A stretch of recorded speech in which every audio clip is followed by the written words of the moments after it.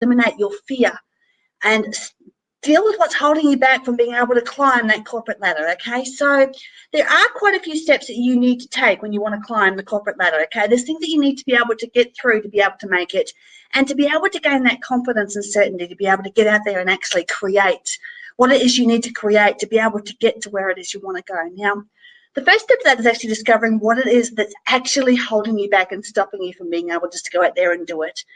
And step 2 is learning where it all stems from, where it all starts from, and how it all ends up in your unconscious mind and your conscious mind in the first place.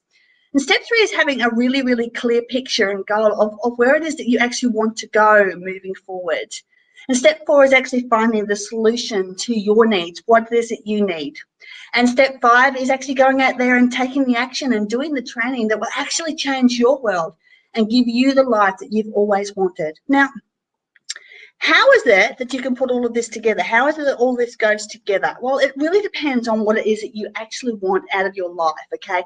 And actually where it is that you actually want to go in life. So I guess that's my question to you. My question to you is, you know, like, what is it that you actually want? What do you want to create? You know, how high do you want to climb the corporate ladder? And if you could have anything in your career, what would that actually be? What would that be in your career? I guess the other question is, what's actually stopping you? What's keeping you stuck? And what's forbidding you from actually getting there? You may not even be aware what it is. Now, I can remember for years being held back because I really didn't believe that I was good enough. And because I didn't believe in myself and because I didn't believe I was good enough, I wouldn't put myself out there. And I wouldn't finish projects and submit work because I thought people wouldn't like it, or me for that matter. See, I didn't trust what I produced or who I was actually good enough. And I really suffered from self-confidence, self-esteem, self-worth, and self-belief issues. And see, that is actually the number one thing stopping people from really, really going for it in life, that lack of self-belief. See, they don't trust themselves, just like I didn't trust myself. And it really is much easier just to stay in your comfort zone, isn't it? It's easy to be there because there's no risk and there's no chance of being judged or ridiculed or laughed at even. And so many people stay right there, trudging along in their mediocre lives, not ever living the life they truly dreamed of having, and then dying without fulfilling their dreams or their life purpose. But seriously, what's the point of being here if you don't do what you want to do? If we never live our true passion, if we never achieve what it is we want to achieve, if we never go where we want to go, and my parents are classic examples of that, both of them never did the things they wanted to do. And if we never have what we want to have or get to where we want to in life, well then, what is the point? Seriously. I mean, why are you even here? If you are not going to get every last drop of goodness out of the precious time we have on this planet, then why exist at all, right? Well, I will tell you the reason why people don't live to their absolute full potential and why they don't go out there and create everything they've ever wanted. Because people do not believe that they can, and it's easier to settle than it is to take the leap. I mean, what if you fail, right? But darling, what if you fly? You know, when Natalie approached us, she was at absolute rock bottom. She'd been told by her boss that she wasn't cut out for the job.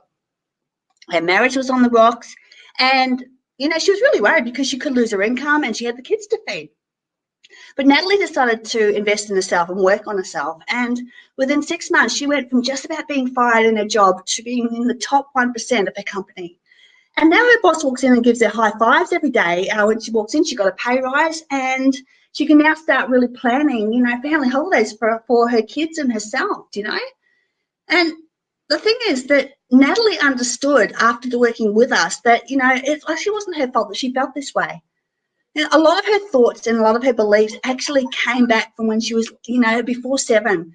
Because before the age of 7, we don't actually know what's real and what's make-believe. And so we tend to download whatever we're told as gospel. So let's just say, for example, someone told you that, you know, you weren't good enough or you weren't worthy, and that was before the age of 7, then chances are you've downloaded that as the truth. And so your unconscious mind then spends the rest of its life trying to convince you that you really aren't good enough and showing you areas where you're not. So that right through your life, you end up believing that you're not good enough, and it stacks and stacks and stacks. But see, here's the thing, right? You may not be responsible for where it came from, but you are responsible for how you deal with it. So I guess if you're ready and you're willing to invest in you, and if you're committed, then I've got a few steps for you that you can start taking today that could make all the difference for you. All right, so step one is really having a clear picture or a goal of where it is that you want to go. Because if you don't know where you want to go, then you can't plan and make the step and take the steps you need to take to be able to get there. And you also need to have a clear idea of what is stopping you. You know, what are the fears and beliefs that are actually stopping you and holding you back? The step three is that you have to be prepared to take the action you need to take to clear them out so that you can get the results that you want. You know, I spent years and thousands of dollars, searching for the answers. And even though I grew a little bit, I could never find the answers to building the self-confidence and the self-esteem, and most importantly, that self-belief. And then I had a pushy friend once who insisted that I do NLP. And that friend turned out to be the angel I'd been searching for. See, NLP transformed my life like nothing ever before by firstly identifying what it was that stopped me and then eliminating it from my unconscious mind. For me, the big limiting belief was that I wasn't wanted. So I was actually doing things to make that true. I'd produce crappy work and I'd say and do mean things to people to have them reject me. And I'd simply not take the massive steps that I needed to get ahead.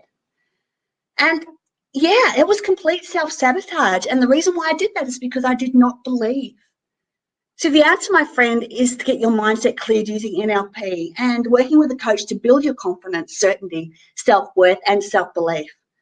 Now, I get that coaching may bring up some feelings for you. Some people don't want to get a coach because they feel that people might see them as stupid or incompetent or something else. And the fact is, there is no harm. There is absolutely no harm in getting help.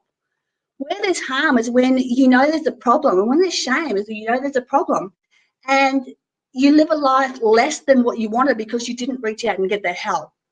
See, the smart people are getting coaches. I have a coach, and I know that most of the people who are really smashing it out there have a line of coaches behind them. And it's really no different to learning to cook or take photographs. A coach is really just a teacher to teach you some skills that you do not yet possess. And that is all self-belief is too. It's just a skill. You know, you wouldn't knock anyone who went and did a course to better their skills in an area, would you? So what exactly is the difference? So do not feel bad if you don't have it yet. Just go out and get it and watch your life transform because of it. Doing NLP is by far the best move I've made in my life, and now I get to help others do exactly the same thing. The team and I at Tall Poppies Rising are helping people every day who want to climb the ladder and are upskilling so they can scale it with confidence and certainty. These days, I have all I could absolutely ask for in life. I have a beautiful home, a beautiful family, abundance in all areas of my life, and I'm now changing the lives of thousands of people as well. I have all that I could possibly desire because I made the moves to get the skills I needed for my success. And you can too, superstar. All it takes is one tiny, weeny little step. That's it, just one small movement. And remember, every journey started with just one step. All you have to do is take it and believe that you can.